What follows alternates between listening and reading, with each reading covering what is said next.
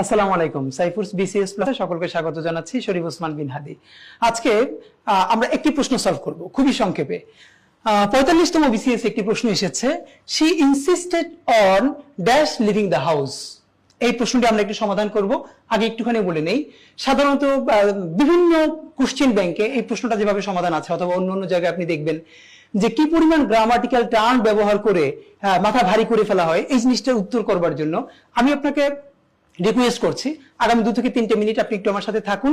কোন ধরনের এত টার্ম না জানা ছাড়াই দেখেন আপনি কিভাবে এটা সঠিক উত্তর করতে পারেন, এবং এই অ্যাপ্রোচটাই আপনাকে বিসিএস রিটেনের ইংলিশের 200 নম্বরে ভালো করতে হেল্প করবে। ওকে, আসেন আমরা এখানে কি আছে আমরা জানি। ইনসিস্ট মানে কি? পিড়াপিড়ি করা, জোরাজুরি করা। সে ইনসিস্টেড, সে জোরাজুরি করেছিল অন লিভিং দ্য হাউস, মানে বাড়ি ছেড়ে যেতে, ঘর ছেড়ে যেতে। সে কি করেছিল? জোরাজুরি করেছিল। কার উপর? একজনের উপর। সুন্দর বাংলাটাকে বলি, তার বাড়ি ছেড়ে যাওয়ার জন্য সে কি করেছিল? জোরাজুরি করেছিল। এইবার একটা কথা খেয়াল করি কি কি অপশনে আছে। এখানে লিভিং সাথে আইএনজি আছে, মানে লিভিং আছে। একটা একটা করে পড়ি। সে insisted on he living, him living, himself living, his living. আগে 20 সেকেন্ডে বলি, সবাই যেভাবে এটা পড়াতে চায় আপনাকে মাথা খারাপ করে ফেলবে। আপনাকে বলবে হি হলো একটি সাবজেক্ট প্রোনাউন, হিম হলো অবজেক্ট প্রোনাউন, হিমসেলফ হলো একটি রিফ্লেক্সিভ প্রোনাউন, হিজ হলো পসেসিভ। আপনি এই নামগুলো শুনতে শুনতে অসুস্থ হয়ে যাবেন, কিন্তু আপনার কোনো স্কিল বাড়বে না। এবার খেয়াল করেন, এই একটি নাম জানা ছাড়াও আপনি এটা শুদ্ধ কিভাবে করতে পারেন, একটু আমার সাথে হেল্প করেন।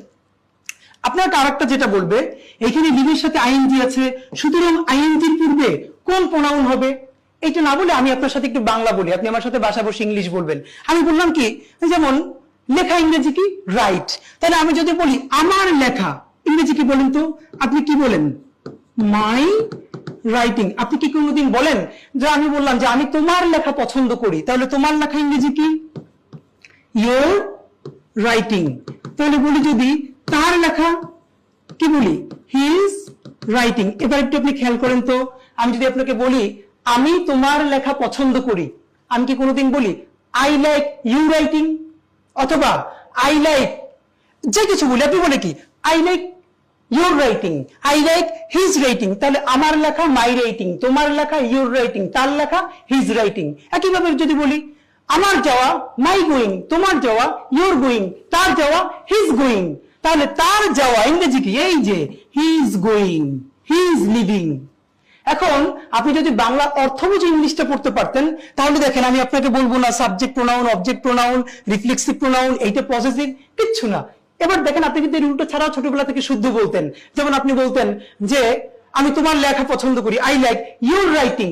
এখন আমি যদি আপনাকে বলতে চাই ইউর রাইটিং হলো একটা আইএনজি, তার আগে হবে পসেসিভ, পসেসিভটা হলো ইউর, আপনার কোনো উপকারে আসবে না। এটা ছাড়াই বরং আমি এবার যদি আপনাকে এরকম 10টা বাক্য পড়াই, সেটা আপনার উপকারে আসবে। তাহলে যদি বলি she insisted on his living the house, সে কি করলো? তার বাড়ি ছাড়ার ব্যাপারে জোরাজুরি করলো। তাহলে এই বাক্যটা দিয়ে আরো 2টো বাক্য বানাই। সে আমার লেখালেখির ব্যাপারে খুব জোরাজুরি করলো, he insisted on my writing. তোমার ঘুমানোর জন্য সে খুব জোর করলো, she insisted on your sleeping. তাহলে she insisted on his living. যে কথাটা বলতে চাই, ইংরেজি বাক্যের অর্থ বোঝাই আসল ব্যাপার, যেটা আমাদের সাইফুরসের মোটো। তো সর্বশেষ যেটা বলছি, এরকম ট্র্যাডিশনাল গ্রামার না পড়ে, শব্দের অর্থ, বাক্যের অর্থ বুঝে বুঝে পড়ে আমরা সাইফুরসে বিসিএস ইংলিশ পড়ানোর চেষ্টা করি। ঠিক এইভাবে 30টি ক্লাসে বিসিএস এ আপনি 30 মার্কস ইংলিশে 30-এর বেশি পাবেন, এই গ্যারান্টি কোর্স নিয়ে আমরা সাইফুরসে একটি প্রোগ্রাম শুরু করেছি। নাম হলো BCS English programme, special English programme. তো আগামী 16ই সেপ্টেম্বর শনিবার 3টায় সাইফুরস ফার্মগেট ব্রাঞ্চে আমি এটার একটা ক্লাস নিব ইনশাল্লাহ। এই পুরো ক্লাসটা আমার সাথে হবে, এবং আমরা একদম প্রথম থেকে শূন্য থেকে শুরু করে শেষ পর্যন্ত ক্লাসগুলো করব শব্দের অর্থ, বাক্যের অর্থ বুঝে গ্রামারের প্রয়োগের মাধ্যমে, কোনো মুখস্থ বিষয়ের উপরে না। তাহলে সকলকে অনুরোধ করছি আগামী 16ই সেপ্টেম্বর শনিবার 3টায় সাইফুরস ফার্মগেটে উপস্থিত থাকার জন্য। ইনশাল্লাহ সেখানে আমরা অনেক লম্বা সময় ধরে এরকম মজা করে সব প্রশ্নগুলো সলভ করব। Thank you very much. আল্লাহ হাফেজ।